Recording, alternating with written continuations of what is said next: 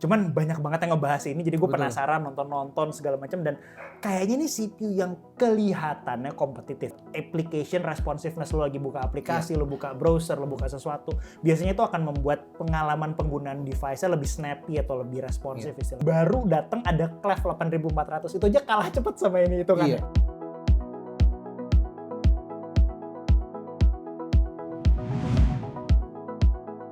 Oke, halo guys, bersama gua Rodi. Sekarang kita tuh lagi mau kayak semi-semi podcast bersama Alfa ya. Dan kita tuh mau membahas tentang Lenovo Yoga Slim 7X. Namanya juga lupa. Karena variasi baru kan. Nggak, sebetulnya yang mau gue bahas ini mungkin buat teman-teman di sini itu adalah SoC-nya sih, Snapdragon X1 Elite-nya sih ya. Lebih ke SoC-nya bukan ke laptopnya. Ya, karena kebetulan laptopnya gue juga baru kaget loh. Lo baru dapat berapa lama ini? Ini harusnya sih seminggu ya. Karena gue nggak expect kalau Lenovo unit yang pertama, gue kira yang lain. Enggak. Vivo Jadi Corsair. ini gue tayangin, terus publish unboxingnya atau hands on-nya, terus di komen Alfa katanya virtual CPU rot katanya kan skornya kan. Gue komen, gue nanya Sherlock ya. Betul. Itu komennya jangan kan di gue kan beda kan. Di publiknya gitu. Dia baper loh. Nggak ada yang komen netizen kan. Aduh. Gue juga nggak baca, gue cuma baca skornya kan. Ya udah, sekarang kita ajak Alfa biar lebih jelas kan, karena Alfa ini mengklaim dirinya adalah master SoC. Nggak gitu. S-nya hilang, OC-nya oke lah, OC-nya oke lah kan. Kebetulan. Gue cukup lama di overclocking. Halo teman-teman, sorry mungkin sedikit membuat teman-teman agak overthinking hari ini. Jadi nanti kita judulnya akan overthinking bareng, ngebahas Snapdragon X1 Elite. Walaupun mungkin ini bukan bahas ya, karena kita benar-benar masih permukaan banget dan banyak tool yang belum kita pakai. Jadi mungkin kita lebih misuh mungkin. Betul. Dan lagi kita kalau dari gue pribadi kan itu tuh lebih susah sebenarnya review karena platform baru juga, banyak software yang nggak kompatibel. Terus komen-komenan juga kemarin tuh banyak yang ngomongin driver gitu Pak. Oh oke. Dan gua tuh belum ngetes juga, sampai sekarang belum ngetes. Maksudnya driver apa yang nggak masuk? Karena kalau mungkin peripheral kali, maksudnya yang sesuatu yang lo colok di sini, printer, kemudian apaan yang lain lah mungkin. Tadi gue juga benar-benar nggak tahu kalau ini pakai USB 4, tahu gitu gue bawa enclosure gue tadi. Enclosure GPU ya? Bukan GPU, maksudnya gue cukup yakin GPU mungkin driver nggak bisa kompatibel kan. Intinya ya gue tahu concernnya bahwa itu yang mungkin juga kita akan coba bahas banyak di sini, bahwa software yang dijalankan sama benda ini tuh sedikit berbeda, walaupun sebetulnya kalau buat user biasa sama-sama Windows ya. Sama-sama Windows. Walaupun ini benar-benar pertama kali gue nyoba sebuah device yang akan menjalankan ARM di Windows. Walaupun sebetulnya bukan device pertamanya Qualcomm, harusnya ada satu gen sebelum ini. Sayangnya gue nggak sempat nyoba. Gue lupa sih, Asus ya. Kayaknya, gue lupa, gue nggak ingat.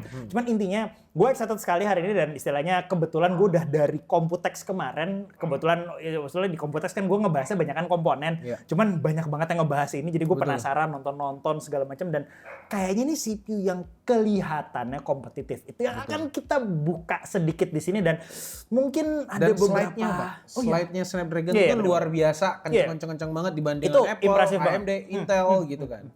Gitu. Jadi itu yang mungkin akan kita coba dalami lagi, dan kebetulan unitnya ada di sini. Dan karena ya unitnya harganya sedikit agak tinggi, jadi kalau seandainya gue harus kilaf dan beli notebook ini mungkin akan menghabiskan budget lab beberapa bulan ke depan. Jadi terima kasih untuk ngasih gue. By the way, ini disclaimer lagi, gue baru ngetes ini 2,5 jam efektifnya, 2,5 sampai 3 jam. Jadi mungkin datanya belum selengkap itu. Tapi ya kalau nggak salah kemarin teman lu juga ada yang udah sempat ngetes. Lu juga ada beberapa data kalau nggak salah. Iya. Si Vidi reviewer kita yang udah ngetes, kalau gue sih kayaknya banyak kan lu yang ngetes daripada gue ini Pak. Game gue baru satu tadi jalan aja, gue belum sempat jalanin Genshin bahkan di sini. Oke. Jadi kita bahas yang pertama dulu nih Pak. Ini kan karena ini nih laptop pertama lah di Indo yang masuk kan, yang resmi masuk di Indo dengan resmi di Indo, dan sistemnya sih kemarin tuh 2 minggu yang lalu atau 3 minggu yang lalu tuh sistemnya PO dulu. Dan beberapa hari yang lalu itu tuh sudah mulai dikirim-kirim. Pas kita syuting ini masih PO atau udah banyak, kayaknya udah sold deh. Oh, udah sold. Udah banyak yang bisa beli langsung. Dan pas PO kemarin tuh sebenarnya itu tuh ada potongan harga gitu. Dan kalau sekarang mau beli, harganya itu tuh udah normal lagi. Dan menurut gue sih karena yang beli-beli ini juga kan kita nggak tahu nih feedbacknya gimana. Nah kita jelasin tentang kita doang nih. Dari kitanya yang udah ngetes. Totally pengalaman kita dalam beberapa hari terakhir, gue beberapa jam terakhir ngetes ini. Betul. Oke. Apa dulu yang mau lu bahas? Pertama SoC-nya tuh dulu berarti. SoC-nya dulu lah. Oke. Ini kan pakai Snapdragon X Elite yang 78. Yang 78-nya harusnya gue lupa paling bawah kalau nggak salah ya. Gue lupa. Paling sebenarnya tuh ada yang semua bawahnya lagi. Elite. Oh iya, jadi ada yang plus ya, Iya, yang plus yang itu 10 core. Ini yang ya, istilahnya ini yang Elite tapi yang paling bawah. Betul. Dan seingat gue harusnya kalau nggak salah ini yang cuma 3,4 GHz ya. Itu Iya. masalah. Oh iya, sama ini kalau kita lagi ngobrol kayak gini banyak spesifikasi yang susah kita verifikasi karena ini yang bakal kita sering-sering sebut di sini, banyak tool yang kita biasa pakai nggak jalan. HW Info, CPU Info, CPU Z. Tadi gue inget gue pertama kali buka CPU Z di sini dan gue ngakak karena kita nggak dapet informasi apa-apa. Clock speed nggak dapet atau apapun kita itu tuh pakai Windows Task Manager lu bahkan tadi Rodi ngasih tahu sebelum syuting. Iya, sebelum syuting persis nih lu mau lihat clock speed pakai Windows Task Manager, gue bilang oh iya bener ada gitu 3,4. Cuman ini 3,4 dan mereka bilang ini kan multi-threaded frekuensinya 3,4 walaupun ya teman-teman mungkin yang baca spek itu perhitungan juga bahwa 3,4 multi-threaded frekuensinya itu kalau device-nya nggak kena power limit ya itu up to ke sana. Kalau nggak kena power limit, kalau kita kena power limit ya kita likely untuk turun di bawah itu. Dan bedanya ini sama versi atasnya tuh adalah yang atas itu ada ini apa boost clock istilahnya. Mereka nyebutnya dual core boost. Dual core boost ya, benar. Jadi mereka punya clock speed yang lebih tinggi dan biasanya clock speed yang lebih tinggi ini dipakai buat application responsiveness. Lu lagi buka aplikasi, lu buka browser, lu buka sesuatu. Biasanya itu akan membuat pengalaman penggunaan device-nya lebih snappy atau lebih responsif istilahnya. Itu yang di seri 80 ke atas. 80, bedanya itu semua. 84. Ya, sama GPU kayaknya gue nggak lihat ada perbedaan gede. Mereka sih bilang teraflops-nya beda ya yang ini yang 78-nya teraflops-nya beda, cuman gue nggak exactly tahu. Teraflops-nya yang paling gede itu tuh yang di 84 yang up to 4,6 teraflop. Itu gede sih. Tapi sekali lagi teman-teman kalau lagi baca ini mungkin pengetahuan tambahan juga. Teraflops itu sebuah estimasi ya. Jadi teraflops yang dibikin untuk sebuah device kayak device Qualcomm itu nggak bisa directly kita compare sama teraflops RDNA 3. Bahkan teraflops RDNA 3-nya AMD sama yang arsitektur sebelumnya yang RDNA 2 itu udah nggak bisa kita bandingin side by side gitu. Jadi itu yang mungkin perlu diinin. Cuman ya deket 4 teraflops walaupun itu sebagai estimasi harusnya lumayan kenceng walaupun tadi beberapa testing gaming gue tidak menunjukkan kalau ini segitu kencengnya si teraflopsnya. Selain itu yang harusnya lebih baru lagi kalau kita bicara komponen, dia kemarin juga lucu buat memorinya kenceng banget ya. LPDDR5 ya. 8448 ya anggaplah 8500. Bahkan gue sama Rodi kita berdua yang overclocker aja, lu berapa memori paling tinggi lu sini 82 ya? 82 harusnya. Pas waktu gue ngetik ini gue baru datang ada clef 8400. Itu aja kalah cepet sama ini itu kan. Iya, masih baru ini 8500 kan. Cuman ini LPDDR5. Betul. Jadi ini LPDDR5, jadi ya istilahnya kalau seandainya kita sudah punya tool, sayangnya sekarang belum ada. Kalau kita udah punya tool, terus ntar kita hitung bandwidth sama latency-nya, harusnya LPDDR5 ini walaupun kecepatannya tinggi, yang berarti bandwidth-nya gede, latency-nya belum tentu bagus. Soalnya kalau kita lihat LPDDR5 kayak yang dipakai di ROG Ally, gitu, yang dipakai di handheld device, itu bandwidth-nya tinggi, tapi latency-nya nggak bagus-bagus amat. Jadi ya efektif bandwidth yang bisa diterima sama device itu kita belum tahu seberapa berfaedah. Cuman ya secara clock speed sih tinggi banget. Tinggi banget. Mungkin menurut gua sih dia ngejar ini sih, untuk IGP kali, memori bisa IGP. jadi. Nah, cuman ya itu maksudnya gue tadinya ngelihat LPDDR5 sekencang ini kemudian dikasih GPU yang katanya deket-deket 4 teraflop atau mungkin lewat dari 4 teraflop. Walaupun tadi beberapa aplikasi yang gue cobain kelihatannya belum menunjukkan hal demikian. Tapi ya anyway, itu memori. Abis itu oh iya yang paling dijual. Zaman sekarang kan harus AI PC. Nah, itu. Gue banyakan komen AIP sih sebenarnya. Kita banyakan apa? Kita banyakan Momisu. Kemarin lu sempat jalan yang di lu jalan itu cuman Paint Co-Creator ya? Yang betul. Kemarin sempat lu jalanin. Yang di hands-on ya. Itu cuman Co-Creator karena metode testingnya yang bisa gue pakai Co-Creator doang. Oke. Gitu. Nah tapi gue sekalian lah gue nanya Pak sama lu. Ya kan? Karena lu master of AI-nya. Nggak gitu. Baik lo dia lo kadang-kadang lo. Iya benar. AI yang di sini sebenarnya atau di PC lain sebenarnya itu tuh kegunaan untuk sekarang menurut lu yang bisa kepake banget apa? Karena di gua sendiri kalau AI yang gua pakai itu tuh paling Gemini, ChatGPT mentok-mentok itu doang. Oke, kita harus mulai dari mana? Oke, ini dengan tidak berusaha untuk terlalu misuh banget, maksudnya gue tahu kegunaan AI dan gue sendiri sedang ngambil studi di AI, gue berharap untuk AI ini jadi useful. Mungkin kita taruh itu dulu gitu ya, disclaimer gue berharap untuk AI ini jadi useful. Dan gue berharap, Pak. Apa tuh? Lu lebih misuh aja gitu biar rame gitu. Karena yang lu lihat di depan kamera tuh beda aja. Kalau di luar kamera tuh dia lebih bebas kayak. Oke, balik. Jadi kalau kita bicara ini adalah suatu hal yang dijual banget 45 tops gitu. Ini masuk top root apa tocil?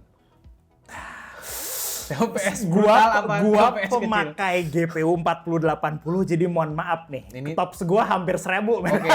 Ini tocil berarti ya. Tocil jauh sih kayaknya. Maksudnya tops Kecil tops gitu. kecil. Walaupun sebetulnya harusnya mungkin mereka bilang, wah ada yang lebih kecil daripada ini, cuman mungkin mereka agak sedikit tersinggung kalau kita bilang kecil gitu.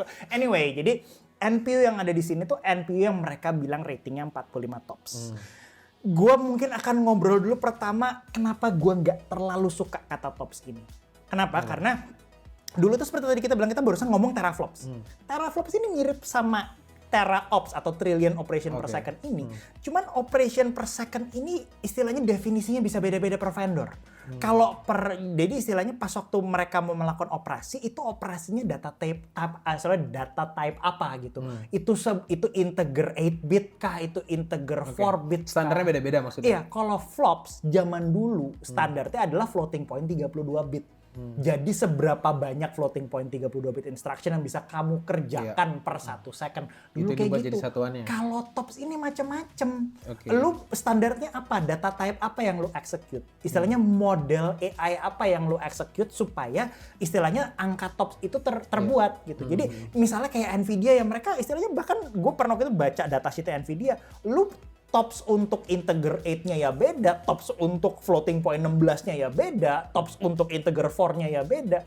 Dan maksudnya gue tidak, dan itu yang pertama, perhitungan tops ini sulit sekali untuk dikasih tahu faedahnya apa. Karena kalau GPU, misalkan ada 2 GPU yang sama persis nih teman-teman, arsitekturnya sama banget, misalnya sama-sama RDNA 3 gitu. Yang satu 4 teraflops, yang satu 8 teraflops RDNA 3 sama-sama. Kita bisa bilang gaming performance yang 8 teraflops ini mungkin mendekati 2 kalinya. Ya berasumsi lu nggak hit memory bandwidth atau lu nggak hit frekuensi limit atau yang lain-lain. Tapi kalau tops, lu bilang sama emak-emak, bapak-bapak, dan ini punya 45 tops. Lu nggak benar-benar bisa bilang tuh 45 tops bisa ngapain. Lu nggak ngasih tahu 45 top itu informasi yang berarti apa gitu tuh. Jadi makanya gue ngeliat bahwa ini kok satuan dijadiin kayak marketing banget sih. Gue udah pernah misu-misu ini di Computex kemarin sih, karena iya semuanya tuh kayak istilahnya kayak zaman sekarang tuh kayak pada nanya tops lu berapa bro, istilahnya kayak gitu. Jadi tinggian tops gitu. Nah itu yang pertama, soal tops bagaimana ini nggak selamanya ideal buat menggambarkan performa AI. Itu baru yang pertama. Tapi akan dipakai terus sih sebenarnya. Nih, iya betul. Gue cukup yakin dipakai terus. Yang nomor 2 adalah tops ini, say lu punya tops gede gitu. Katakan lu punya 45 tops. Ini dipakai di software apa? Betul. Ini mengeksekusi apa? Model apa yang sedang lu eksekusi dengan tops yang 45 ini? Dan istilahnya ya kalau lu bilang bahwa ini 45 tops jadinya misalnya cuman kamera efek doang, ya itu nggak berfaedah gitu. Jadi 45, jadi yang kalau teman-teman nanti lihat Intel punya topsnya, bahkan Intel kalau nggak salah kemarin Lunar Lake ngitung satu whole package ya, CPU digabungin. Ya digabung CPU, GPU sama NPU-nya mereka gitu. Plus GPU-nya mereka yang di Lunar Lake itu harusnya powerful banget buat AI. Nah, jadi mereka ada yang ngitung per package. Beberapa istilahnya AMD dan beberapa produk partner juga kemarin ada yang ngitungnya semua per package. Ini yang akan istilahnya membuat nilai topsnya yang tadinya sesuatu estimasi yang mungkin useful jadi banyakan marketingnya. Iya, karena digabung-gabung itu sih Pak. Maksudnya GPU berapa, terus CPU berapa, terus nanti lagi kalau misalnya ada discrete, digabungin lagi. Gitu. Dan itu yang gue problematik sekali, karena lu ngegabungin tops, itu lu berasumsi mereka ngomong semua device itu, CPU, ya GPU, ya NPU, ngomong di bahasa yang sama. Iya. Ini kalau misalnya lu punya CPU AMD gitu atau Intel gitu, kemudian GPU lu Nvidia, lu hitung topsnya, itu mereka berdua nggak ngomong di bahasa yang sama. Betul. Maksudnya nggak semuanya nggak semua juga, kerja di tempat cuman yang kalau exactly sama. Ditotalin kayak gitu kan orang mikirnya, oke, gue ngambil tops yang paling gede, jadi gitu. Ini paling kenceng. Padahal nggak juga kalau sistemnya digabungin. Kecuali satu hardware topsnya gede, mungkin bisa valid kan. Betul, bisa gede. Betul. Dan kalau buat Intel gue nggak tahu, ini spekulasi ya teman-teman ya. Gue baru baca beberapa datasheet Lunar Lake, walaupun saya belum bisa bikin konten buat Lunar Lake dulu. Kalau Lunar Lake, itu gue ngeliat Intel tuh punya namanya One API, sama Intel punya OpenVINO, itu at least CPU, GPU, sama NPU-nya gue pernah lihat mereka jalan bareng. Kalau misalnya Intel CPU dan GPU-nya Nvidia atau GPU-nya AMD atau GPU-nya yang lain, gue belum lihat mereka yang lainnya kerja bareng. At least kalau Intel mereka mau bilang itu aggregate atau gabungan topsnya, itu masih masuk akal. gitu ya. Jadi kalau seandainya teman-teman lihat nilai tops, dicek dulu ya itu topsnya siapa, itu yang pertama. Dan yang kedua, itu tops yang lebih penting adalah itu topsnya jalanin software apa. Betul. Oke, itu baru masalah. Tapi kan informasi itu minim banget Pak sebenarnya. Banget, karena ini masih baru. Ini sebuah unit apa ya? Ini kayak apa ya? Kayak clock speed zaman dulu kali ya. Zaman dulu kan kalau ada prosesor, oh ini kita butuh berapa megahertz gitu, berapa gigahertz gitu kan. Dan jadi itu yang tops ini the new megahertz yang sekarang dijual gitu. Nah, yang jadi problem berikutnya, kan begitu semuanya ada tops, teman-teman mungkin pernah mikir, jadi lebih bagus mana? GPU tops atau NPU tops? Apalagi kalau GPU lu bisa ratusan gitu kan. Nah, GPU lebih gede jauh. Yang jadi problem saat kita bicara spesifik sebuah device bernama NPU ini. Jadi NPU ini teman-teman itu lebih mirip sebuah akselerator. Jadi maksudnya akselerator adalah dia sebuah prosesor yang ngerjain satu hal spesifik sangat efisien. Tapi bego di hal yang lain. Jadi akselerator itu bukan kayak CPU. CPU itu mungkin nggak pinter-pinter banget di satu topik, tapi dia bisa ngerjain semua topik, misalnya kayak gitu. Nah, sedangkan NPU itu dia bisa ngerjain satu topik dengan sangat efisien. Kuncinya di situ. Dulu waktu itu AMD, kalau gue inget tahun lalu, mereka bilang kita salah satu yang pertama implementasi, si AMD-nya maksudnya, implementasi kamera background blur di NPU. Terus orang-orang pada nanya, loh bukannya kamera background blur bisa lo kerjain di CPU sama GPU juga? Nah, orang-orang itu pada salah fokus, yang harusnya mereka lihat itu bukan fungsi blurnya, tapi berapa power yang digunakan untuk blur processingnya. Itu lo taruh di GPU ya jalan, lo taruh di CPU ya jalan gitu. Tapi kalau kita blur pakai RTX gitu, itu bisa makan 30-40 watt men, cuma dari GPU-nya nyala doang gitu. Iya, kalau pakai NPU kan NPU kebantu itu bisa banget. jalan itu jauh di bawah kelas, mungkin idealnya mungkin sub 5 watt. Walaupun saat kita ngomong sekarang mungkin package power sekitar 15-an. Intinya NPU itu sesuatu yang kita nilai karena power efficiency. Jadi saat ada orang membandingkan NPU sama GPU, itu mereka kayak membandingkan dua device yang prioritasnya beda. GPU ini prioritasnya performance, bodoh amat segede apapun powernya, kerjakan itu sekencang-kencangnya, habis kerjaan itu kelar, kamu tidur, kamu sleep, selesai gitu. Kalau NPU tujuannya adalah ini ada kerjaannya continuous. Kayak video conferencing, kayak noise cancelling. Lo lagi streaming kemudian lo butuh noise cancelling, lo butuh live translation atau live transcribing gitu kan. Itu adalah sesuatu yang jalan constant stream di background. Ini kalau kita kerjain di CPU atau GPU, drojos baterainya. Gitu kan. Makanya kita butuh sebuah device yang menjalankan kalkulasi dengan sangat low power. Makanya yang gue bingung kenapa NPU itu pakai TOPS, bukan TOPS per watt. Kalau mereka pakai TOPS per watt, itu NPU akan membunuh semua GPU yang saat ini ya. Gue nggak tahu berapa generasi ke depan mungkin NVIDIA bisa bikin jauh lebih efisien gitu kan. Saat kita bicara sekarang, kalau ini dibikin TOPS per watt, NPU-nya tuh mungkin akan lebih likely menang dibandingkan balapan TOPS ya, compare to GPU. Jadi kurang lebih itu NPU-nya. Dan yang terakhir, saat kita bicara fungsi, di device yang teman-teman lihat ini, gunanya Rodi baru berhasil menjalankan Paint Co-Creator dan lu lebih berhasil daripada gue. Karena dari tadi mungkin dari 2,5 jam yang gue ngetes ini, 1,5 jam gue berusaha nyari software yang akses NPU-nya. Gue gagal teman-teman. Jadi waifu bench gue tidak berhasil menjalankan waifu bench gue di sini. Bahkan yang mode CPU gue nggak tahu apa yang salah gitu kan. Gue tidak berhasil menjalankan. Tadi kan Prokion sebenarnya bisa, cuman di orang lain. Tapi ada satu benchmark namanya UL Prokion, ini benchmark mahal banget. Gue yakin Vidi punya juga kalau ada. Gue tadi sempat jalanin, tapi gue nggak tahu salah setup di sebelah mana. Jalannya mode CPU. Gue nggak berhasil akses NPU-nya. Gue udah gitu benchmark lama banget lagi tadi 40 menit. Jadi gue udah nungguin dan NPU-nya nggak akses sama sekali. Tapi kayaknya kalau kita bicara beberapa software yang bisa diakses lewat AI, yang bisa diakses lewat CPU kayak LM Studio gitu, mungkin bisa jalan walaupun ya throughputnya seberapa gede gue belum tahu. Jadi tapi intinya itu yang menurut gue jadi problem karena saat lu mau jual ini sebagai apa namanya Copilot Plus PC ya. Walaupun ya gue nggak tahu, gue agak bingung kenapa mereka sebut nama Copilot Plus, mungkin nggak banyak orang yang bisa ngafal itu namanya. Cuman kan kalau dibilang Copilot kan karena kita pilotnya ada Copilotnya yang membantu. Harapannya itu sesimpel itu. Nggak salah sih. Cuman jadi ini gimmick marketing gitu. Maksud gue gini loh, maksudnya saat gue nggak tahu saat kalau gue jadi Qualcomm sekarang dan gue mau jual fitur AI ini, gue akan takut sekali kalau device ini nyampe ke tangan user, yang berarti ini udah retail ya. Udah retail. Device ini udah retail sampai ke tangan user dan kamu tidak punya demo aplikasi. Itu bahaya sekali bagi gue. Tapi itu bagi gue ya, gue nggak tahu mungkin Qualcomm udah woles aja ntar mungkin di kepalanya dia ntar ada kali. Ada sebenarnya. Jadi kalau nggak salah itu live translate itu ada di sini. Cuman nanti di reviewnya bakal gue jelasin lah. Cuman Maksud gue yang sekarang ngebantu tuh yang kayak gitu. Permasalahannya di brand-brand ini tuh nggak meng-highlight bahwa lu bisa pakai AI NPU ini untuk ini gitu loh. Ya jadi istilahnya itu yang gue bilang tadi bahwa kalau gue mau menjual sebuah processing baru ini kayak NPU, lu kasih tahu at least gunanya apa gitu. Karena NPU ini mirip kayak apa ya? Mungkin analogi yang agak kasar banget ya teman-teman. Mungkin NPU ini mirip kayak video decoder kali. Lu bisa main video, lu bisa playback video di CPU, cuman itu kan makan power gede banget. Sedangkan kalau lu nyalain itu di dedicated video decoder itu kan kecil sekali powernya gitu kan. Nah itu yang gue tidak lihat jadi highlight banget gitu. Nah kalau lu tanya tadi makanya kalau bagi gue pribadi dan AI ini sangat luas banget ya teman-teman. Kalau lu tadi bilang pakai ChatGPT, pakai yang segala macam. Dan gue setuju ada beberapa AI ini yang skalanya gede banget kayak ChatGPT yang mungkin lebih mudah kalau kita online dan kita connect ke internet gitu kan. Tapi yang gunanya device-device kayak Copilot PC ini adalah membuat perhitungan tersebut jalan lokal. Sesuatu yang berat sekali. Ya itu kan gue ngelihat AI itu sebagai komputasi ya, workload komputasi.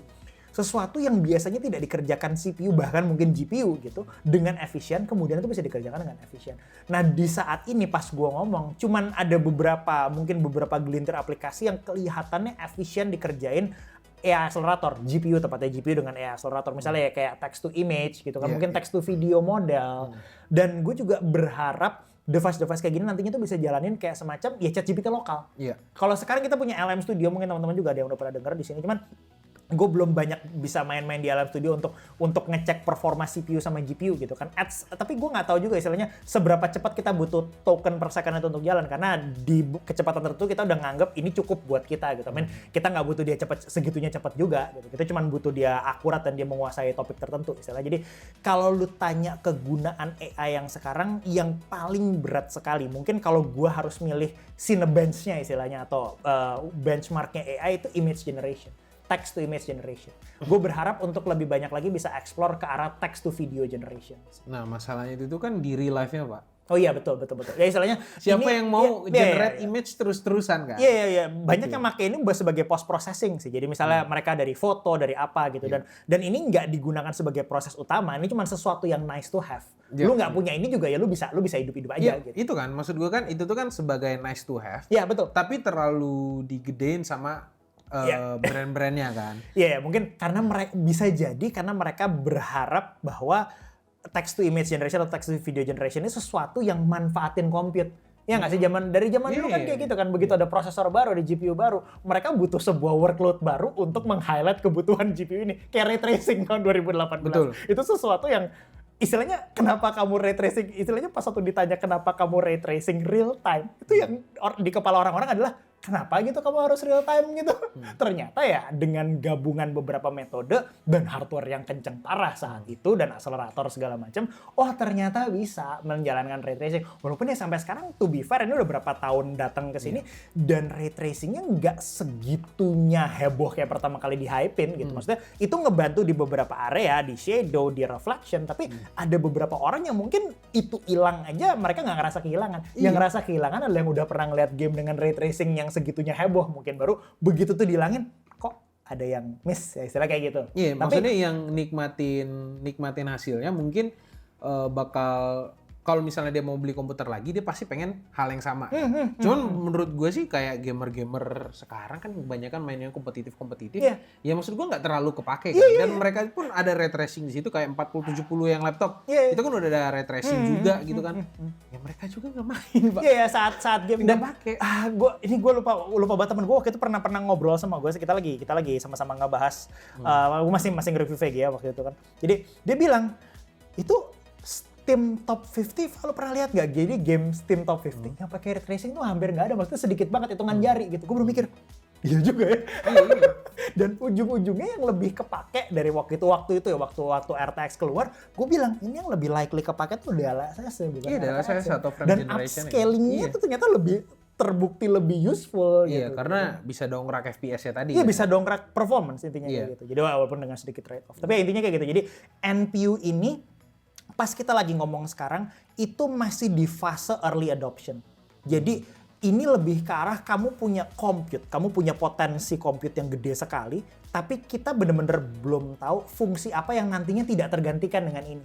Mungkin kalau seandainya kita mau bikin analogi luar biasa kasar, ini punya NPU zaman sekarang tuh mungkin kayak lo punya wifi, laptop dengan wifi tapi tahun 2022 gitu. Jadi belum ada Starbucks dan lain belum banyak Starbucks segala macam punya wifi access point. Terus ngapain lo punya wifi, lo punya wifi modul gitu kalau istilahnya yang punya access point juga nggak banyak gitu. Jadi ini NPU definitely masih tahap early adoption dan gue sangat berharap yang kita butuhkan itu bukan balap-balapan tops. Jadi mungkin kalau ada vendor yang Indonesia gitu nonton ini, yang kita butuhkan bukan tinggi-tinggian tops, tapi demo software. Terima kasih. Betul, gitu. Demo software yang kepake di real life sama itu tadi performance per watt-nya lah kan dari NPU itu tuh seperti apa. Karena kan yang dibutuhkan balik-balik ke efisiensi kan. Kayak Snapdragon ini kan yang dikejar banget itu kan efisiensi. Banget. Kita mau masuk ke battery life dulu apa gimana?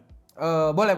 Oke, karena istilahnya sayangnya ya, karena gue tadi cuma ngetes 2,5 jam, gue tidak bisa ngetes battery life di sini dan problem gue cuma lebih karena kita kan bisa ngetes pakai high info segala macam. Betul. Gue itu punya power meter USB-C, tapi kita nggak bisa nge-probe power di dalam SoC-nya saat dia idle berapa, saat dia web browsing berapa. Cuman tadi kalau nggak salah lu sempat main video apa yang Video playback itu tuh 18 jam. Anjir, 18 jam. 18 jam tuh untuk ukuran laptop sekarang harusnya itu kan tinggi banget kan. Iya. Cuman real life-nya kalau misalnya kita pakai browsing atau sekalian kita lagi ngetik-ngetik harusnya sih di bawah itu. Cuman at least menurut gua ya 15 jam bisa lah. Karena balik ke software tadi kan. Softwarenya banyak nggak bisa dites. Kita tuh karena di sini nih reviewnya tuh agak rada-rada manja ya pakai PC Mac dan Modern Office ya. Dia parah loh. jadi pengen itu karena kalau dicoba-coba 15 jam kan kayaknya nggak pulang tuh kan. Ntar gue kasih browser script gue deh. Tapi intinya gini. Gue tidak problem dengan ngetes baterai pakai video playback. Cuman teman-teman ini mungkin pengetahuan tambahan buat teman-teman juga, mungkin kita akan overthinking bareng gitu. Gue melihat di beberapa platform modern ngetes baterai pakai video playback itu bisa nggak 100% representatif, Rob. Kenapa coba? Karena kalau kita pakai video playback itu yang biasanya kerja kan video decodernya. Iya, video decoder. Pertama CPU-nya semua. Dan biasanya CPU-nya almost idle. Bahkan Intel makanya ngakalin ini, mereka bikin istilahnya media engine mereka ada di low power low power island-nya mereka istilahnya. Jadi itu jalan sambil CPU yang boros itu dimatiin. Nah, sedangkan kalau kita browsing, kemudian kita loading aplikasi-aplikasi yang pendek, kita kerja lah. Kita kerja pakai web di sini. Itu kan CPU-nya tek nyala mati, tek nyala mati, tek nyala mati. Itu begitu nyalain CPU, apalagi kalau berasumsi CPU itu boros ya, kayak beberapa Intel P-Core gitu, itu akan hit ke battery life-nya gede banget. Gue pernah waktu itu nyoba hitung, sayangnya datanya belum public gitu karena data gue belum lengkap. Gue pernah ngitung perbandingan antara video playback-nya AMD sama Intel. Jadi Intel itu video playback-nya tinggi banget ya karena dia punya low power e-core gitu kan. Tapi begitu Intel kita pakai web browsing, di mana web browsing itu kayak simulasi buka sebuah website atau buka aplikasinya aja, buka browsernya aja, itu P-core-nya jrojos banget powernya karena kan dia pengen responsif kan, karena dia pengen performance, dia pengen PC-nya feel snappy, gitu, cepet banget. P-core-nya nyala, boros langsung itu baterainya. Nah itu yang gue belum lihat di Snapdragon ini. Dan kayaknya mereka mau bilang, ya masalahnya gue bener-bener belum tahu karakteristiknya si Snapdragon ini sih. Cuman ya itulah, jadi kalau kita bicara baterai itu yang betul-betul dijual luar biasa di sini. Maksudnya hal yang kalau lu cari itu mungkin baru device ini yang bisa nawarin kali ya. Gue belum, lu pernah lihat Windows segitu juga nggak? Maksudnya gue belum banyak main pakai laptop. Belum. Cuman kalau dari gue sih, karena kan memang dari awal presentasinya Snapdragon itu kan efisiensinya yang lumayan tinggi kan. Cuman gue yang sangat disayangkan tuh sama brand-brand yang sekarang, mereka tuh buat platform ini yang lumayan gede-gede. Ada yang 16 inch, ya kan? Ini 14 kalau nggak salah. Ini 14 inch. Terus dibuat, kalau misalnya kita ngomong tipis tuh nggak terlalu tipis-tipis amat sih Pak. Maksud gue bukan tapi gue pertama lihat ini gue buka sih enteng sih. Maksudnya gue megang langsung anjir enteng gitu loh. Istilahnya itu kesan pertama yang langsung ada di kepala gue. Maksud gue mereka gue nggak tahu ya ini concernnya di brandnya atau OEM-nya atau di Snapdragon-nya. Maksud gue itu tuh kan sudah ada nih foldable laptop. Nah kenapa tuh nggak dipakai di situ aja? Maksud gue yang lebih kepake. Ya kan? Atau enggak laptop itu tuh memang yang dicari itu tuh yang emang yang dicari itu yang dikejar tuh tipisnya, ringannya. Kalau kayak gini kan masih sama kayak laptop yang pakai Intel atau AMD-nya. Jadi yang lu concerning itu form factor-nya gitu. Form factor-nya karena CPU-nya itu mengizinkan bahwa gua ini irit banget. Dan menurut gua yang sangat tidak berguna dengan efisiensinya yang tinggi banget tuh, itu tuh coolingnya. Oke. Oke, lu berasa itu coolingnya lebay? Lebay maksud gua. Jadi gua nggak tahu nih, ini standar Lenovo. Oke, gua gini. Kita berdua sama-sama overclocker, men. Kita nggak ada istilah cooling lebay buat kita sebetulnya. Karena kita tadi kan ngejar apa ya, biar dia ini compact banget, kecil banget, tipis banget kan. Okay. Dan menurut gua untuk possibility-nya ditaruh lebih tipis lagi tuh ada. Oke. Gitu. Cuman ya atau enggak kayak MacBook lah, bisa kita ngomong. MacBook gak ada fan-nya kan? Oh iya, fanless device ya? Iya kan? Benar juga. Benar juga. Gue gak kepikiran aja. Kalau misalnya emang dia memang memamerkan itu, kenapa nggak dibuat kayak gitu? Oke. Teman, istilahnya walaupun ini teman-teman perlu tahu gue agamanya desktop, jadi gue nggak banyak sekali main ke device-device yang efisiensi kayak gini. Cuman lucunya adalah yang gue kepikiran pas lu tadi nyebut foldable. Gue itu pernah beberapa kali ngeliat device yang bisa diputar, bisa dilipat gitu, dan harganya semuanya pada gak ngotak, men. Jadi gue kalau ngeliat device yang foldable ada di kepala gue, anjir pasti sultan nih harganya. Betul. Maksud gue, karena kan harganya nggak murah juga kan, Pak. Harganya nggak murah juga kan. Iya benar. Kalau nggak exactly murah. Dibuat apa ya? Kayak ada yoga yang dual book ya. Gue lupa namanya apa yang dual book. Tapi maksud gue pengennya dengan prosesor yang seefisien ini dibuat tuh setipis-tipis mungkin, seringan-ringan mungkin. Jadi orang yang punya portability tinggi, yang nggak butuh performance yang tinggi banget, ya lu ada optionnya ya ini. Oh, by the way, gue tadi pas waktu lu ngomong coolingnya lebay, gue nggak tahu tadi power meter USB-C gue tuh akurat apa enggak, karena ya gue lagi berusaha untuk measure apapun yang ada di sini gitu kan. Yang tadi gue notice adalah gue sempat lihat power meter itu peak dekat-dekat 60 watt. Itu pas waktu Cinebench awal banget, habis itu dia turun ke sekitar dekat-dekat 40 gitu kan. Jadi gue melihat jangan-jangan memang mereka sengaja ngelepas ini ke 60 watt atas nama ini device gen pertama gitu, kita bisa pamer performance dulu kali sih, pamer benchmark lah istilahnya gitu kan, karena bisa jadi mungkin pamer skor benchmark lebih gampang daripada pamer battery life atau pamer efisiensi. Gue nggak tahu. Cuman ya itu tadi kan kita buat kita running Cinebench aja, dia tuh kan berisik juga kagak, rasa-rasanya kagak muter ini fan gitu. Tapi kalau seandainya misalnya nih gue nggak tahu spek dari device ini gitu ya, lu kasih gue ini dan gue lihat apa yang tadi ada di sini, jalan Cinebench segala macem, gue sangat tertarik untuk ngelihat konsep fanless yang ada di sini. Nah itu atau toh lu udah punya cooler yang tebel anyway, lu bikin mode fanless, lu limit berapa watt gitu misalnya. Gue lupa M1 itu kalau nggak salah deket-deket saturation itu sekitar 9 watt. Dia bisa push M1 gue tuh harusnya bisa sampai 15 loh, begitu panas dia throttle dekat-dekat ke berapa ya, 9 apa berapa watt gitu. Gue cukup yakin dengan cooler yang lu kasih lihat kemarin itu ini bisa jalan mode pasif kalau mereka kasih power rendah banget, say 9 watt or something gitu. Ya itu. Dan walaupun ya mungkin mereka juga pengen ini device dipakai sama konsumer umum gitu kan, makanya mereka nggak secara spesifik kayak ROG Ally gitu punya slider berapa watt. Cuman seandainya ada device yang bisa punya slider berapa watt, mungkin misalnya Defender yang denger gitu ya, gue happy sekali kalau kita bisa punya slider watt yang bisa diatur. Itu menurut gue akan berguna sekali gitu. Tapi ya itu power user ya, itu antusias banget. Ini kalau nggak salah TDP berapa ya, Pak? Gua tidak ingat. 25 kalau nggak salah ya. Gue sih kalau nggak salah gue 25 apa 35 gitu. Soalnya gue lupa kemarin Qualcomm reference device tuh ada yang bisa tinggi banget. Ini gue baca speknya gagal ketemu TDP. Bentar, sorry ya. Gue nggak hafal. Ini luar kepala, sorry. Ini sesuatu yang totally baru buat gue. Jadi gue mau asumsi ini harusnya closer to 20-an something. Harusnya batas atasnya ada yang apa? 20. Nah nih gue searching ya. Itu yang 84-nya itu 23 tapi up to 80 watt. Oh iya benar. Itu yang ada yang bisa dilepas sampai 80. Itu yang itu yang paling 84 tinggi. Ya? Yang 84. Cuman yang kalau 78 yang ini 78 kita nggak ketemu. 20 dan 20 berapa? 20 watt. 20 watt persis dan 45 watt under long term workload gitu. 45 under long term? Iya. Berarti tadi pembacaan kita nggak salah-salah banget sih. Mungkin kita dekat-dekat 40 karena antara limit or something kali. Masalah kita nggak bisa benar-benar prop ini limitnya di sebelah. HW info nggak ada. HW info nggak ada. Nggak bisa baca suhu kan untuk sekarang kan. Mungkin kita akan, intinya gini ya teman-teman, ini bukan berarti tidak bisa dibaca. Ini kita lagi ngetes device ini di fase dimana banyak sekali software belum bisa memberikan pengukuran yang menurut kita bisa dipertanggungjawabkan gitu. Dan gue sih berharap sih nanti ya Lenovo itu, nanti gue coba Pak ya, Lenovo itu bisa kasih satu laptop ke kita terus fan-nya kita copot. Fan-nya kita copot gitu ya, jadi kan? mod pasif ya. Betul, jadi itu tuh fanless ya kan. Dan kita tuh mau lihat sama nggak performance-nya. Kalau sama, ya ngapain buat itu ide yang menarik sih. Buat kayak gini gitu loh maksud gue. Itu ide yang super menarik. Problemnya cuma satu.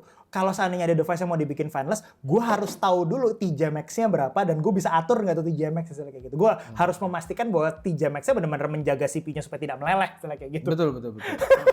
Ntar nggak ada lagi kan? Nggak ada variabel TJMax itu kan jadi boost terus. Snapdragon Elite ditaruh di sebuah device yang fanless itu sesuatu yang menurut gue menarik sih. Cuman ya gue nggak tahu. Bisa jadi ya seperti gue bilang tadi, pamer skor benchmark itu lebih gampang daripada pamer efisiensi atau pamer kamu bisa jalan fanless. Gue cukup tahu, tapi nggak tahu ya. Maksudnya kalau gue jadi Qualcomm, gue punya CPU se-efisien ini gitu ya. Mungkin gue akan lebih mudah pamer. Karena misalnya gue pamer di sebuah device yang pasif, mungkin misalnya pun gue nggak kenceng-kenceng amat gitu, sebelah gue nggak ada lawan. Betul. Sebelah gue pakai fan semua. Makanya gue bingung maksud gue arahnya ini kemana sama yang dan gue tuh nggak tahu nih brand-brand yang pakai Snapdragon ini dikit banget yang gunain 80 dan 84-nya. Padahal yang kenceng-kenceng itu tuh di 84 sama 80. Oh iya, dia punya turbo sampai dual core boost yang tadi kan. Betul. Atau yang 80 lah ada dual core boost itu beda tipis tuh harusnya. Dan kalau yang 80 itu tuh TDP-nya tuh up to 80 watt. Kan maksud gue lumayan gede tuh kan sebenarnya. 80 tuh harusnya tebel kali ya. Gue nggak, misalnya gue dikasih ini device, gue disuruh ngangkat, lu bilang gue ini up to 80, gue nggak yakin ini bisa sih. Nah, jadi ya gue itu makanya gue nggak tahu kan. Kalau ini kan sampai up to 45 watt. Tapi maksud gue dengan varian ini, lu tuh bisa dengan performa yang menurut lu sih, ini kan kalau untuk di X64-nya, itu kan lumayan kenceng kan? Itu pembahasan yang menarik banget dari Rodi barusan. Karena memang pembahasan kita hari ini, tadi kita ngetes lumayan banyak, dan kita ngobrol banyak juga gara-gara kita nemu ada aplikasi yang punya dua mode. Jadi teman-teman tahu bahwa ini adalah prosesor yang istilahnya agamanya tuh ARM istilahnya. Sedangkan dia akan jalan di sebuah platform atau sebuah sistem operasi yang mengizinkan ada dua kode buat dieksekusi. Kodenya X8664 atau gampangnya kita mau bilang X64 gitu ya, mungkin kalau kita mau pendekin, sama kodenya ARM64. Nah, teman-teman yang lihat skor Geekbench, teman-teman yang lihat skor Cinebench 2024, terus teman-teman lihat itu kesannya kencang sekali, itu terjadi karena kodenya tuh kode ARM64. Itu yang dieksekusi secara yang kita bilang namanya eksekusi native. Prosesornya ARM. Native CPU-nya. Iya, native dari CPU-nya ini, si Qualcomm ini. Sedangkan tadi kita ketemu, gue juga sebetulnya masih belum tahu nih akurat apa enggak, tapi gue nemu kondisi di mana kita bisa membandingkan workload yang sama nih. Gue sering banget ngelakuin handbrake video encoding. Jadi handbrake ini ada yang X64, ada handbrake yang ARM64. Jadi dan buat workload gua ini tadi dia ngerjain sebuah istilahnya transcoding sebuah video, encoding sebuah video lah gampangnya. Video tuh gue lupa berapa belas menit. Itu jadinya kalau yang X64 itu 8 menit 30 second. Itu nggak kenceng. 8 menit 30 second tuh ranah ya sedikit lebih kenceng daripada 4 core desktop, but that's it. Gitu. 8 menit tuh nggak kenceng-kenceng banget. Mungkin ROG Ally Z1 polos gue lebih kenceng daripada itu kali. Nah, tapi begitu kita pindah ke ARM64-nya langsung 5 menit. Tadi lu lihat kan? Jadi perbedaan ini yang kita lihat antara eksekusi di X64-nya atau ARM64. Itu gue asumsi perbedaannya karena yang satu terjadi di mode emulasi dan satu terjadi di mode native. Itu yang terjadi di Cinebench lo kemarin pas itu hands on. Lo baca itu virtual CPU dan gue lihat ini kayaknya emulasi dan memang Cinebench R16 gue saat ini ya saat gue ngomong R15 yang lo pakai ya R15 yang lo pakai itu gue tidak lihat ada versi ARM-nya. Yang ada versi ARM-nya ini Cinebench 2024. Makanya, yang lama banget juga. Kalau kita teman-teman mungkin lihat kalau gue hampir nggak pernah pakai Cinebench 2024 karena runningnya lama banget teman-teman tuh, aduh gila, gue capek sekali nungguin tuh Cinebench 2024 kelar gitu kan. Jadi kalau teman-teman lihat gue nggak pernah pakai 2024 itu karena runningnya lama banget, apalagi single core ya gila di sebuah 12900K tuh dekat 15 menit gitu, single core lama banget. Anyway, jadi di sini kita bisa lihat nanti teman-teman kalau kita bandingin skor Qualcomm Snapdragon ini yang di aplikasi native ARM itu akan kelihatan segitu optimalnya compare kita jalan ke X64. Nah, kenapa kita harus peduli sama yang non ARM64 ini, jadi yang X64 ini, jadi saat dia jalan emulasi lah ya. Istilahnya tadi kalau kita ngeliat jarak antara 8 menit handbrake sama 5 menit handbrake, ini mungkin dari sisi emulasi itu udah lumayan gitu, udah good enough. Problemnya kalau kita menggunakan device ini sebagai sesuatu yang kita pengen compute performance ya, kita pengen kerjaan berat cepat kelar. Teman-teman harus memastikan bahwa aplikasi yang teman-teman jalankan itu ada versi ARM native-nya. Gitu. Betul. Itu yang menurut gue sebetulnya lebih cocok itu poin untuk pentingnya lah. Ya itu menurut gue poin pentingnya karena orang yang beli ini sekarang itu fasenya adalah early adopter gitu. Betul. Kalau kita mau jadi early adopter dan kita kita menggunakan ini sebagai device yang kerjanya rata-rata cuma browsing, rata-rata ngerjain rata-rata kerjaan ringan, battery life-nya indah sekali. Ini responsif, battery life-nya indah, hidup kita beres. Tapi begitu kita pengen sesuatu yang compute-nya rada heavy dan kebetulan aplikasi kita belum keluar versi ARM 64-nya ya berasumsi akan keluar gitu ya. Ya, gue tidak ngelihat kita mendapatkan apa yang kita bayarkan. Gitu. Betul. Jadi software compatibility itu menurut gue akan menentukan hidup matinya platform ini. Betul. Kayak misalnya pokoknya kalau misalnya kalian pakai Adobe Premiere kalau misalnya lu pakai yang di X64 mungkin nggak sekenceng kalau misalnya Adobe yang mengeluarkan versi untuk ARM-nya. Dan itu tuh harus jadi concern juga. Kalau misalnya emang ada software yang lu pakai untuk ARM-nya dan lu emang sering pakai itu, lu beli sih worth it menurut gua. Karena dari sisi battery sama performance-nya lumayan oke. Itu berasumsi efisiensi yang dicari ya. Iya. Kalau yang kita cari efisiensi sama battery life, mungkin walaupun gua akan ditabok sama teman-teman yang hobi banget menggunakan Apple untuk kata-kata berikut ini, maafkan saya, kita pengen dapat Apple Silicon Experience di Windows. Oke. Gue akan ditabok sama orang-orang pengguna Apple. By the way, gue pengguna MacBook M1 juga loh, jadi ya kurang lebih kayak gitu. Jadi ini the closest yang kita bisa dapetin sebuah MacBook-like CPU. Iya, tapi di Windows, Microsoft gitu. Nah, kalau gue jadi entah Microsoft atau gue jadi Qualcomm atau vendor deh, yang ada di prioritas gue persis kayak AI tadi, cariin aplikasi. Pastiin semua user di sana dari user entusias sampai user awam kayak emak-emak, bapak-bapak untuk tahu aplikasi mana yang ARM gitu. Yeah. Kalau gue jadi mereka itu akan jadi priority list nomor 1 gue untuk ngasih tahu ke semua orang ini loh aplikasi dia ada versi ARM-nya gitu. Jadi ya istilahnya mungkin kalau di sini teman-teman sempat ngeliat itu Geekbench-nya si Qualcomm Snapdragon ini kenceng-kenceng banget. Itu gimmick nggak ya? Itu nggak gimmick, itu kenceng karena ditaruh di ARM. Untuk versi ARM-nya gitu. Jangan kalau misalnya dibandingin tuh jangan langsung ambil kesimpulan bahwa, wah ini gue pakai ini. Tapi sebenarnya lu nggak gunain itu, apalagi kalau misalnya lu gunain yang lu belum likely menggunakan itu tepatnya mungkin. Iya. Apalagi kalau misalnya lu gunain kayak software-software yang emang bukan untuk ARM terus lu jalanin di sini dengan harapan performanya mirip dengan baterai yang lebih panjang. Dan menurut gue itu pilihan yang salah. Ya itu pilihan yang nggak tepat sih. Jadi, tapi yang paling bener tuh pilihan itu kalau misalnya sekedar browsing doang, office. Ya, harusnya lu kerja ringan dengan lu memastikan pekerjaan ringan lo, apalagi kerjaan lo web based gitu ya, istilahnya, dan kerjaan tersebut software kita ketemuin di ARM, happy. Iya. Lu happy. Dan lu butuhnya baterai yang cukup panjang yang sekali charge lu udah bisa kerja ya whole day gitu kan. Itu gitu. Dan kayaknya itu yang mungkin gue belum segitunya lihat di istilah di Windows device gitu, X86 device. Ini ada satu part lagi yang sayangnya kita belum sempat explore banyak dan gue cukup yakin teman-teman ada banyak di komen lo kemana pada nanya gaming. Iya gaming. Iya lu jangan berharap lah. Maksudnya bisa gaming. Coba Pak. Yang dari yang hasil lu tes tadi. Gue tadi cuman ngetes di satu game yang gue kebetulan hafal skornya. Ya teman-teman tahu game favorit gue untuk benchmark itu Shadow of Tomb Raider. Gue jalan di 1080p low gitu ya. Itu bukan native-nya ya? Jadi gue pretty sure bukan versi ARM. Kayaknya bukan. Maksud gue bukan native resolusi yang ini kan? Bukan. Dipaksa ke 1080p dan nggak ada upscaling dan lain-lain. Jalan di 1080p, gue tadinya berharap kita ketemu around 40 fps or something. Nanti kita dapat 30 pas. Nggak jelek. Tapi bukan sesuatu yang akan gue sebut device yang bisa gaming. Betul. Itu baru Shadow of Tomb Raider AAA. Mungkin bisa diomongin itu nggak playable lah ya.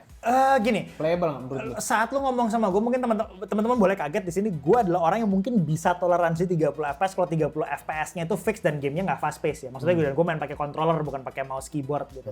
Gue bisa tolerate 30 fps di Shadow of Tomb Raider. Yang jadi problem saat kita ngomong sekarang 30 fps di Shadow of Tomb Raider 1080p itu cuman setara sama sebuah Vega 7 IGP Vega 7 Vega 8 dekat-dekat segitu. Dan itu definitely di bawah skor Steam Deck sih yang jelas. Jadi APU-nya Steam Deck, GPU-nya masih lebih kenceng daripada ini saat sekarang. Nah, dan yang jadi problem sama game menguji game di Qualcomm ini sama ribetnya dengan menguji game di Intel Arc Road. Lo harus nyoba segitu banyaknya game untuk lo tahu game apa yang jalan, game apa yang tidak jalan gitu. Dan yang pas waktu gue ngeliat performa Shadow of Tomb Raider 30 fps di kepala gue cuman mohon maaf ini kayaknya bukan device gaming. Jadi, betul. Iya, jadi even kita menggunakan ini dengan di kepala kita, bisa lah game casual tipis-tipis. Oke, fine. Dan gue menyesal tadi gue belum sempat login Genshin gue di sini. Gue tidak penasaran cuman saya gue belum sempat saat waktu kita video. Tapi emang shoot banyak Pak orang main Genshin. Gue sih jarang ngetes itu. Gue nggak tahu, maksudnya gue ngetes Genshin karena itu banyak dicariin. To the point sampai karena banyak ditanyain, ya gue ngetes Genshin walaupun sampai saat kita ngomong sekarang gue kesel sekali karena officialnya mereka belum unlock frame rate gitu kan. Kemarin yang baru tuh yang Zenless Zone Zero sih bisa unlock sih. Cuman sayangnya ya Genshinnya belum. Tapi anyway, gue belum sempat banyakin jalan gaming di sini, tapi dari Shadow of Tomb Raider-nya kesan pertama yang gue dapat adalah gue nggak akan pakai ini buat gaming, seenggaknya saat ini gitu ya. Jadi, tapi kalau misalnya ditanya bisa, ya cuman casual, playable, gitu. Oke, playable. Cuman kalau misalnya lu untuk nikmatin banget experience gamenya gitu, kayaknya bukan. Gue nggak bisa rekomendasiin itu kalau yang lu cariin buat gaming karena. Tapi satu lagi kalau kita bicara gaming, ini kita juga belum explore ini tadi. Jadi ada Windows Auto Super Resolution. Jadi device ini itu datang dengan istilahnya kayak ada upscaler itu dari Windows. Jadi dia akan nge-upscale apapun yang ada di layar ini ke resolusi native dari laptopnya. Itu yang baru gue tahu tadi. Iya. Tadi ya lu baru tahu dan gue baru nyoba tadi. Lu juga baru tahu? Bukan gini, gue udah tahu, cuman gue baru nyoba tadi. Problemnya adalah saat itu gue nyalain, gue coba upscale, ujung-ujungnya gue dapat frame rate lebih tidak konsisten.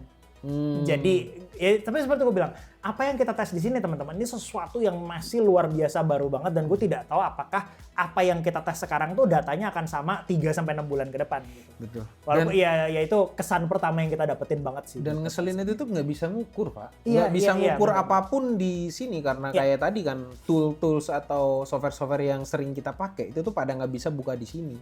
Jadi kita nggak tahu nih kalau misalnya digunain itu siapa tahu jalannya 25 watt. Iya. Tadi kita nggak tahu kan? Tadi gue juga benar-benar cuma bisa pakai kayak power meter USB gitu yang gue taruh di sini untuk dan itu gue berasumsi bypass chargingnya jalan. Jadi maksudnya semua powernya diambil dari luar gitu. Jadi istilahnya itu gue cuma bisa ngukur power dari sana, tapi gue nggak tahu internally ini CPU-nya berapa. Biasanya soalnya gue kan cukup kurang kerjaan untuk CPU-nya, kalau satu core load dia berapa watt, dua core load dia berapa watt kayak gitu. Gue pengen tahu hal-hal yang kayak gitu, cuman sayangnya kita belum dibekali dengan tool-tool untuk kerjain kayak gitu. Oke. Gitu deh. Pak, ini Pak, Snapdragon ini nih untuk di masa depannya menurut lu bakal berlanjut, bisa sustain apa enggak di Dia Microsoft? mengajak saya jadi cenayang ya teman-teman di sini. Dengan kondisi kayak gini. Oke, ini ketahuilah bahwa gue adalah orang yang mungkin ketahuilah bias gue dulu, bahwa gue adalah orang yang excited sama sebuah teknologi baru dan gue akan cenderung optimis sama sebuah teknologi. To the point mungkin banyak yang bilang bahwa kalau kamu optimis berarti kamu belain brand itu sekali. Tapi cuman lihat dari arsitekturnya, gue melihat ini sebuah potensi untuk membuat device yang refreshing gitu. Dan siapa tahu dengan Qualcomm release device kayak gini akan membuat kubu merah dan kubu biru kalian lebih kenceng lagi usahanya ya gitu, istilahnya kayak gitu. Atau itu gue nggak tahu, siapa tahu jangan-jangan mereka nonton video kita di kesan pertama kayak gini, mereka mungkin malah mikir enggak lah, kita nggak perlu apa-apa yang dikhawatirin gitu kan. Tapi kalau menurut gue sih, kalau dibilang masa depannya sih, gue melihat potensinya ada sih. Potensinya ada banget. Cuman balik-balik ke tadi software tadi kan. Software. Aduh gila, software dan pemanfaatan apapun compute yang ada di yang ada itu, di SoC-nya itu tuh kayak gimana kan? Itu penting banget software. Kemudian itu baru software yang dimanfaatkan. Belum lagi kalau gue pribadi, gue sebagai unit yang harganya premium. Ini bukan unit murah loh. Betul. Berapa sih? 25 juta. Oke. Di harga segitu, walaupun ini device untuk device kerja, gue merasa gue sebagai user itu sudah lumayan layak dikasih at least performance mode. Envy nyokap gue aja ada performance mode, man. Jadi lu pengen itu di mode comfort atau silent atau apa gitu. Mungkin, Pak. Gue berharap ada kayak gitu ke depannya. Mungkin dia tuh udah confidence banget, Pak. Ya, saking efisiennya Gue mah efisien, nggak perlu kayak gitu. Nggak perlu kayak gitu, gue efisien, Pak. Bisa jadi. Tapi di Apple ada nggak sih? Ada. Gue cuma tahu namanya low power mode. Oke. Cuman low power gini ya, jadi gue baru ngetes di M1 ya teman-teman, belum punya budget buat beli M3 dan lain-lain. Di M1 itu lu cuman bisa biasa standar sama low power mode. Nah, yang gue kagum cuma satu, pertama kali gue ngetes ini dulu gue pakai buat belajar gitu kan, belajar platform M1. Lu di low power mode, lu nggak tahu kapan itu low power mode nyala. Maksudnya lu sebagai user ya, lu lagi browsing, lu sampai nggak tahu tuh low power mode lagi nyala. Lu taunya saat lu lagi ngerjain ya kerjaan berat. Misalnya tiba-tiba gue lagi di Mac, tiba-tiba nih lagi dari iPhone gue sekalian gue handbrakein lah di sini gitu. Oh, kok lambat? Oh, low power nyala. Kalau gue lagi browsing, gue nggak sadar low power mode nyala. Dan itu beda banget sama laptop gue gitu. Ini laptop desktop replacement yang powerful, tapi begitu gue nyalain eco mode istilahnya, kok ada sesuatu yang nggak normal gitu. Di Gue PC buka gue juga sesuatu. terasa, Pak. Kayak gitu, Di PC pakai 14900 KS lo itu, maksud gue udah kenceng. Lu dia pakai flexing PC sih kampret. Enggak, maksud gue pakai low power, itu tuh kayaknya kurang aja gitu. Bodoh amat lah.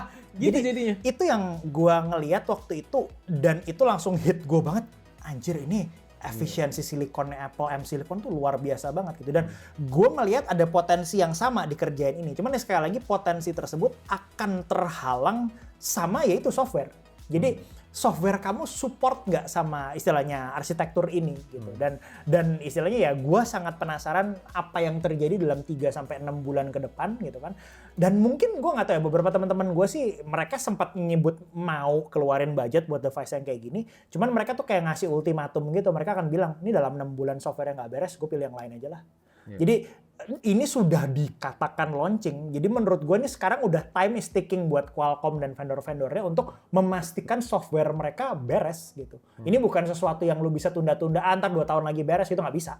Mereka mesti turun dan memastikan bahwa semua software yang istilahnya di rata-rata digunakan user dari berbagai istilahnya skenario penggunaan itu optimal istilahnya kayak gitu. Iya, harus banget lah, karena kalau misalnya dia diam-diam aja mah ya balik-balik bakal mati juga, bakal ngata-ngata ayam doang. Mungkin gitu. bukan sampai mati sih, cuma lebih ke arah apa ya? Adopsinya kurang cepat mungkin istilahnya. Tapi ya gue nggak tahu juga, maksudnya device ini ditaruh segmentasinya tuh agak premium, agak ke atas kan. Makanya gue juga kaget, gue kira tuh ada lininya banyak. Cuman mungkin yang seri bawahnya nanti yang tadi itu. Atau gini, ini asumsi ya teman-teman ya. Ini asumsi lebih ke arah bisa jadi mereka pengen device yang premiumnya dulu yang keluar. Lebih ke arah karena ya device yang premium itu biasanya nggak kena cost cutting. Lu nggak perlu cut cost di cooler, di chassis yang bagus, di layar yang bagus gitu kan. Mungkin mereka sekarang lebih mikir gimana device ini menciptakan impression yang bagus ke para calon-calon usernya gitu. Jadi kalau lu tanya apakah punya potensi, ini datang dari seorang yang biasanya agamanya desktop pentok kanan ya, pakai laptop juga laptop desktop replacement yang boros gitu istilahnya. Gue melihat ada potensi di sini, tapi ya itu hidup matinya mereka di software. Sama mungkin ya gue nggak tahu. Ini betul-betul datang dari curhat seorang pengguna yang sering sekali dikerjain sama Windows Update. Gue tidak tahu, gue berharap Windows Update di platform ini lebih beres daripada Windows Update di platform-platform sebelumnya yang gila. Lo bayangin, gue punya segitu banyak pengalaman buruk sama Windows Update. Gue pernah mau demo di panggung. Minus 15 menit gue kena Windows Update. Gila. Itu stresnya sih membuat gue ngerasa, istilahnya kalau ada satu hal yang membuat gue pindah ke Linux, itu bukan software Linux, tapi Windows Update. Itu yang akan membuat gue... Bukan Linux yang bagus. Bukan Linux yang bagus, kita yang capek. Tapi gue yang capek ngeliat Windows Update gitu. Ini gue gak tahu, ini cuma intermezzo doang. Gue pernah ditelepon nyokap gue, Rod. Dia panik, lihat lagi mau kerja. Ini apa? BIOS update lewat Windows. Laptopnya dia BIOS update. Udah sering. Gila. Aduh, anjir. Gue berharap hal-hal cacat kayak gitu gak kejadian di platform ini. Kalau kejadian di platform ini yang bermasalah ya, mohon maaf nih Windows-nya nih, bukan hardware-nya gitu. Yang salah software udah. Gitu. Oke, ada lagi Pak yang mau lu sampein Pak? Kayak gitu aja. Thank you banget by the way. Thank you banget man udah boleh atas. Thank you Pak. Karena kalau gue harus nabung buat beli ini, kayaknya gue akan nabung buat 2 bulan ke depan. Coba ya, ini nggak gue cut nih tadi. Tadi tuh nggak gue dibuat 30 menit, kalau gue buat 30 menit. Udah Pak, gue tuh udah tahu banget Alpha tuh gue kenal udah lama, impossible to do. Kalau misalnya lu sampai 30 menit itu sih itu pakai gitu kan, pakai apa laptop gitu kan. Mas editor mohon maaf. Baru apa tuh set 25 menit. Biasa aja gue, jadi nggak perlu. Mohon maaf Mas editor ya. Jadi ibaratnya itu tuh di sini nih kayak kalau lu podcast sama Alpha, lu tuh nggak usah ngarapin perlombaan time attack di sini karena pasti lose. Siap, thank you. Oke, itu aja mungkin buat kalian yang pengen banget pengen banget laptop ini atau sebenarnya kan ini baru nih.